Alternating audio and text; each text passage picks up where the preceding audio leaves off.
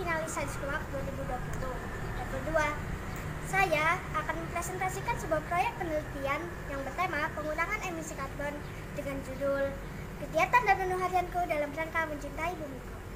Perubahan iklim di Indonesia tidak terlepas dari kegiatan manusia, baik di bidang ekonomi, industri, dan transportasi.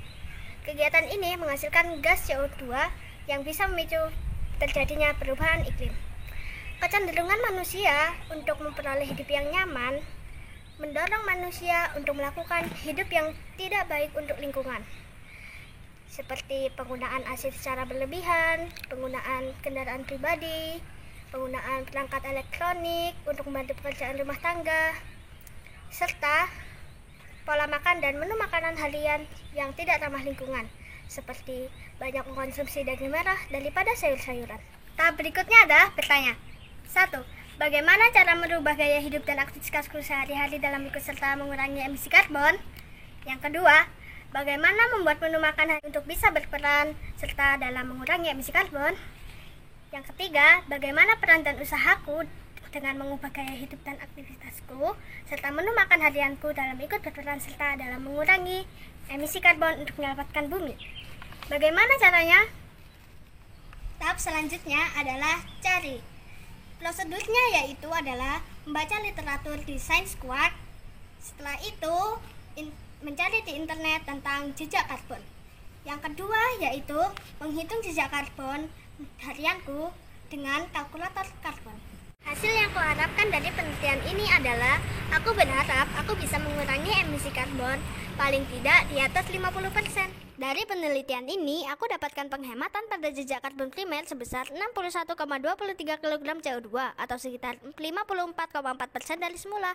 Sedangkan untuk jejak karbon sekunder, aku bisa melakukan penghematan sebesar 64,2 kg CO2 atau sekitar 74,89% dari semula. Tahukah kalian apa itu jejak karbon primer dan jejak karbon sekunder? Jejak karbon primer adalah jejak karbon dari aktivitas sehari-hari seperti menyalakan lampu, TV, dan AC. Sedangkan jejak karbon sekunder adalah jejak karbon dari makanan harian sehari-hari yang kita makan. Tahukah kalian bagaimana aku bisa melakukan penghematan itu? Pada jejak karbon primer, aku ke sekolah dan belanja ke pasar naik sepeda, tetapi aku harus bangun dan berangkat lebih awal. Lalu, aku menghemat peralatan elektronik seperti menggunakan AC selama 4 jam saja dan menyalakan TV seperlunya. Sedangkan pada jejak karbon sekunder, aku merubah menu makan harianku dengan makanan yang ramah lingkungan, seperti banyak mengkonsumsi sayur mayur dan ikan. Kemudian, aku juga memanfaatkan lahan di rumah dengan menanam sayur, empon-empon, dan toga. Selain itu, aku mengurangi makan makanan kemasan dengan membawa bekal dan tempat minum dari rumah. Itulah cara aku mengurangi emisi karbon.